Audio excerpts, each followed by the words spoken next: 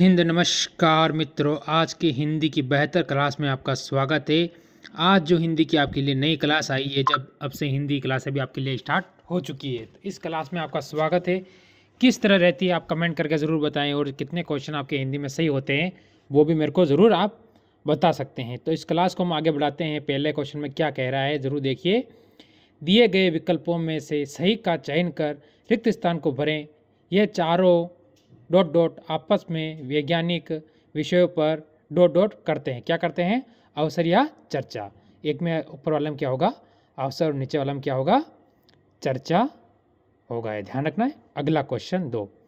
पुरानी हिंदी, उर्दू और अंग्रेजी के मिश्रण से उत्पन्न नई जबान कौन सी है? यानी तीनों के मिश्रण से जो उत्पन्न नई जबान कौन सी है? तो वो हिंदुस्तानी भाषा, यानी अपनी खुद की भाषा।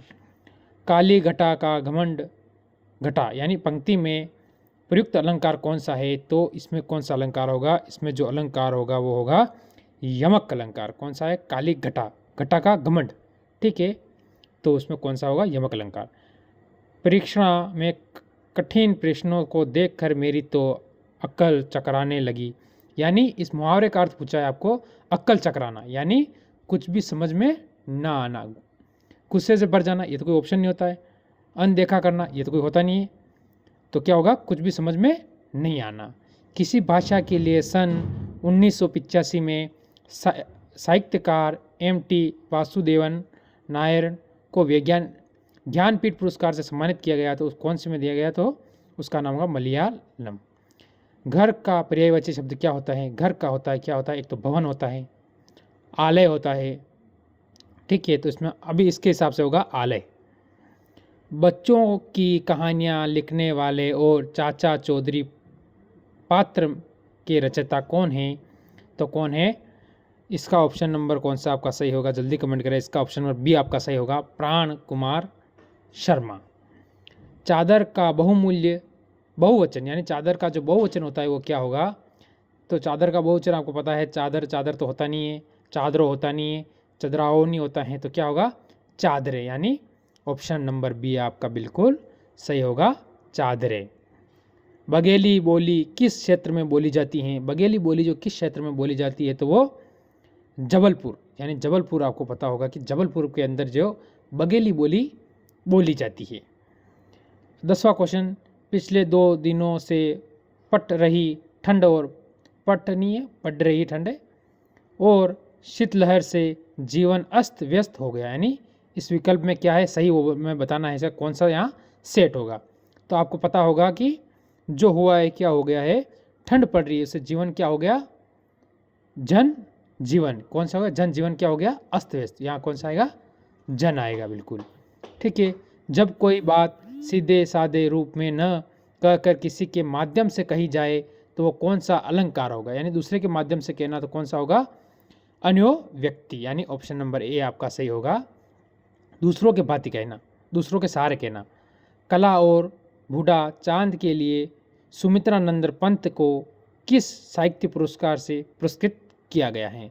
तो उन्हें कौन सा दिया गया है इसमें पुरस्कार? तो कला के लिए कौन सा दिया जाता है? ज्ञानपीठ पुरस्कार, हिंदी साहित्य पुरस्कार दिया जाता है। जहाँ एक शब्द अनेक अर्थों में प्रयुक्त होता है तो वो कौन सा अलंकार होता है? एक शब्द के अनेक अर्थ निकलते हैं, तो उसमें कौन सा अलंकार होगा? आप जल्दी कमेंट करें। श्लेष, ठीक है। पृथ्वीराज रासो किस कवि की रचना है? जो पृथ्वीराज रासो है वो किस कवि की रचना है? तो वो किसकी है? चंद्रवरदाई की है। किसकी? आधा तीतर आदि बटेर, मुहावरे का अर्थ क्या होता है? इसमें क्या होता है? जल्दी बताएं। इसका अर्थ होगा आधा खाना हो ही नहीं सकता, 2 चीज़ों का मिश्रण नहीं हो सकता, बेमेल चीज़ों का मिश्रण, यानी जो इसके कोई मिलाप ना हो। कितनी नावों में कितनी बार रचनाओं का किस पुरस्कार से सम्मानित किया गया है?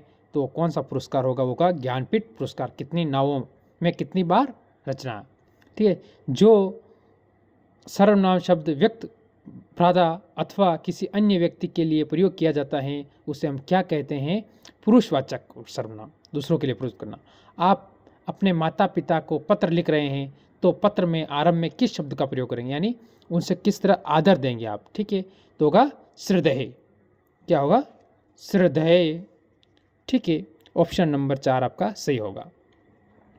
बड़े ना हुजे गुनगुन, बीनू ये वरण बड़, कह कर दूरे सो कथन कनक, गहनो घटो न जाए। इस पंक्ति में कौन सा अलंकार है? तो इस पंक्ति में जो अलंकार है वो कौन सा है, इसके लिए आपको बताना है प्रतिवस्तु प्रमा। ठीक है, ऑप्शन सी सही था उसका। काली घटा का घमंड घटा, नभ मंडल तारण व्रत लिखे। इस पंक्ति में कौन सा अलंकार है? तो इसमें कौन सा होगा? लाटा अनुप्रास अलंकार है। ठीक है, ऑप्शन नंबर 1 आपका बिल्कुल सही होगा इसके अंदर। अगले क्वेश्चन पर चलते हैं। मोक्ष की इच्छा रखने वाला, जो अपने आप को मोक्ष की इच्छा रखने वालों को हम क्या कहते हैं? मुमुक्षु। क्या कहते हैं? मुमुक्षु। जो मोक्ष की इच्छा रखते हैं उसे मुमुक्षु कहते हैं, ये ध्यान रखना आपको। अगला शुद्ध शब्द वाक्य, यानी इसमें कौन सा वाक्य शुद्ध है वो आपको बताना है।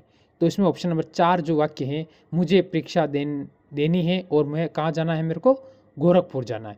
मैं परीक्षा देने के लिए इलाहाबाद जा रहा हूँ, ये सही नहीं होता है। मुझे परीक्षा देनी यानी खुद को परीक्षा देनी और कहाँ जाना है? तो मेरे को जाना है गोरखपुर। क्या करने के लिए जाना है? परीक्षा देने के लिए जाना है। तो ऑप्शन आपका 4 इसमें सही होगा।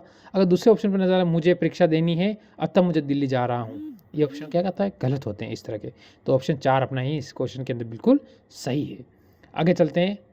अनाहुत शब्द का विलोम क्या होगा? अनाहुत, उसका उल्टा क्या होता है? आहुत। क्या होता है? आहुत। अनाहुत का क्या होता है? आहुत। ठीक है। आज गणित के अध्यापक ने कक्षा नहीं ली। इस वाक्य में के आधार पर क्या वाक्य बनेगा?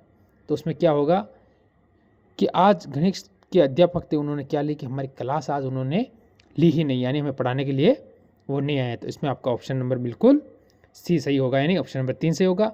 2 व्यंजन एक साथ मिलते हैं तो वाक्य कहलाता है, क्या कहलाता है वो? संयुक्त व्यंजन। 2 व्यंजन साथ में मिलेगा तो कौन सा होगा? संयुक्त। कैसी लगी क्लास? लाइक और शेयर जरूर कर दें।